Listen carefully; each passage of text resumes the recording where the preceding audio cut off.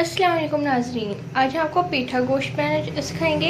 ये बहुत ही मज़े का तैयार होता है। तो आइए देखने इसके लिए हमें कौन कौन से इंग्रेडिएंट्स चाहिए होंगे।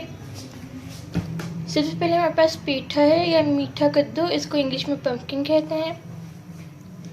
मीट, और यहाँ पे हमारे पास ऑनियंस हैं। ये दोबारा ऑनियंस हमने इसलिए लिए हैं क्योंकि जब पेठा पक जाता है तो इसमें कच्चा प्याज डाला जाता है, जिससे बहुत ही अच्छा फ्लेवर आता है।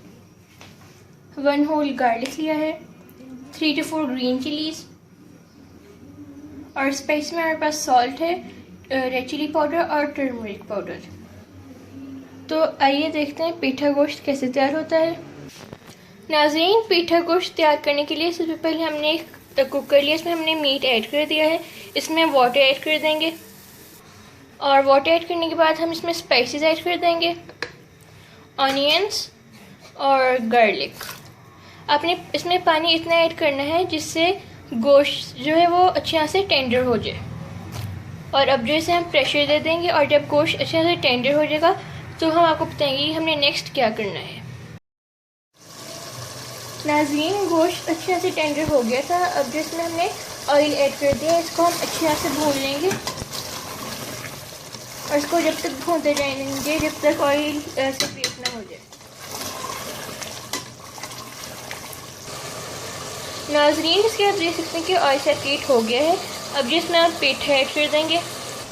नाज़रीन, इसके आप देख सकते हैं हम जिसमें पेठा ऐड कर दिया है, और जब आप पेठे को कट करें तो इसको ऐसे छोटे छोटे पीस में कट करें क्योंकि ये काफ़ी हार्ड होता है। अब जो है इसे भी हम दोबारा प्रेशर दे देंगे जब तक पेठा भी यहाँ से गल ना जाए।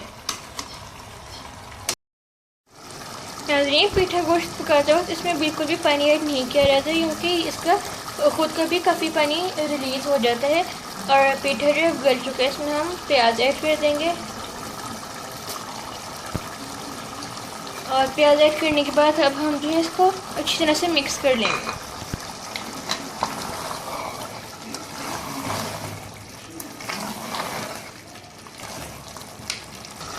और अब जैसे हम कवर किए बगैर 5 से 10 मिनट के लिए इस तरह से पकने देंगे जब तक इसका पानी खुश्क ना हो जाए, और फिर जो आपको बताएंगे हमने नेक्स्ट क्या करना है।